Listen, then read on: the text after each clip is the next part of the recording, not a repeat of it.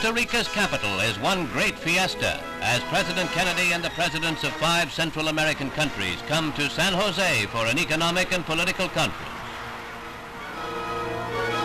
In greeting his host, Mr. Kennedy says that the meeting is one of neighbors with a common cause. I come here today not only with the members of the Congress and the Secretary of State and others, but I come here today with 180 million fellow Americans who want this hemisphere to be free and who want this hemisphere to be an example to a watching world in the crucial years of this century and this decade. And Mr. President, I want to express again our thanks to you. We could not feel more at home 1,000 miles from the United States than here in Costa Rica. The overwhelming enthusiasm of the largest crowds ever gathered in San Jose is a roaring approval of Mr. Kennedy and the country he represents. But it is a monumental problem to the security guards.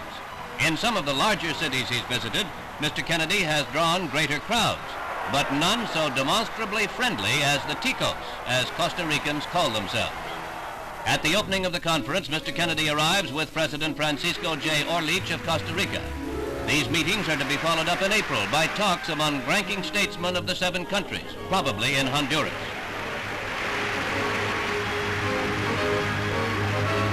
The conference is held in the ornate National Theater. From here will come the Declaration of Central America, which confidently predicts the fall of the Castro regime and affirms constant guard against communist infiltration from that country.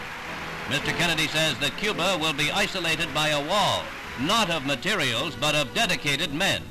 He pledges continued economic aid toward a developing Central American economy and praises its budding common market due to be operative in 1966.